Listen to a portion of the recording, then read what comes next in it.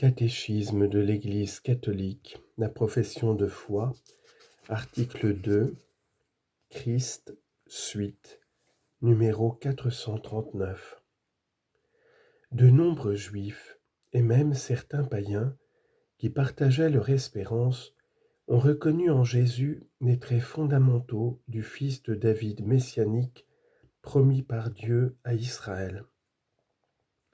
Jésus a accepté le titre de Messie auquel il avait droit, mais non sans réserve, parce que celui-ci était compris par une partie de ses contemporains selon une conception trop humaine, essentiellement politique. Jésus a accueilli la profession de foi de Pierre, qui le reconnaissait comme le Messie, en annonçant la passion prochaine du Fils de l'homme. Il a dévoilé le contenu authentique de sa royauté messianique, à la fois dans l'idée transcendante du Fils de l'homme qui est descendu du ciel, Jean chapitre 3 verset 13, et dans sa mission rédemptrice comme serviteur souffrant. Citation, « Le Fils de l'homme n'est pas venu pour être servi, mais pour servir et donner sa vie en rançon pour la multitude. » Matthieu chapitre 20 verset 28. C'est pourquoi le vrai sens de sa royauté n'est manifesté que du haut de la croix. C'est seulement après sa résurrection que sa royauté messianique pourra être proclamée par Pierre devant le peuple de Dieu, citation, « Que toute la maison d'Israël le sache avec certitude, Dieu l'a fait Seigneur et Christ, ce Jésus que vous avez crucifié. » Actes chapitre 2 verset 36. 3. Fils unique de Dieu. Fils de Dieu dans l'Ancien Testament est un titre donné aux anges, au peuple de l'élection, aux enfants d'Israël et à leur roi. Il signifie alors une filiation adoptive qui établit entre Dieu et sa créature des relations d'une intimité particulière. Quand le roi Messie promis est dit « Fils de Dieu », cela n'implique pas nécessairement, selon le sens littéral de ces textes, qu'il soit plus qu'humain. Ceux qui ont désigné ainsi Jésus en tant que Messie d'Israël n'ont peut-être pas voulu dire davantage.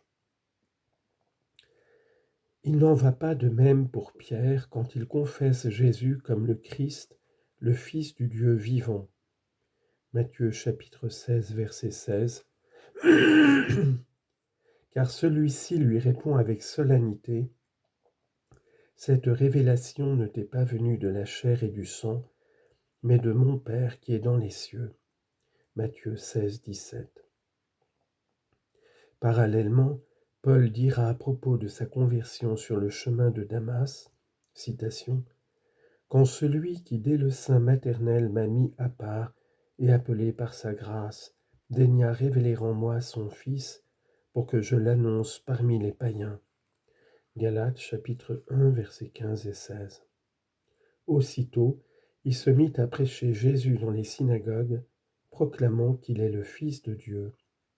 Actes 9, 20. Ce sera dès le début le centre de la foi apostolique, professée d'abord par Pierre comme fondement de l'Église. Si Pierre a pu reconnaître le caractère transcendant de la filiation divine de Jésus, Messie, c'est que celui-ci l'a nettement laissé entendre. Devant le Sanhédrin, à la demande de ses accusateurs, « Tu es donc le Fils de Dieu ?» Jésus a répondu, « Vous le dites bien, je le suis. » Luc 22, 70. Bien avant déjà, il s'est désigné comme le Fils qui connaît le Père, qui est distinct des serviteurs que Dieu a auparavant envoyés à son peuple, supérieur aux anges eux-mêmes. Il a distingué sa filiation de celle de ses disciples en ne disant jamais « Notre Père », sauf pour leur ordonner « Vous donc priez ainsi, Notre Père ». Matthieu 6, 9. Et il a souligné cette distinction, mon Père et votre Père. Jean chapitre 20, verset 17. Les évangiles rapportent en deux moments solennels le baptême et la transfiguration du Christ, la voix du Père qui le désigne comme son Fils bien-aimé.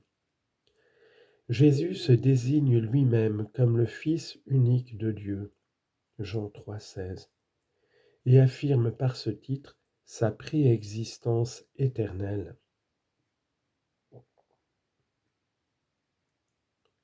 Il demande la foi au nom du Fils unique de Dieu, Jean 3, 18.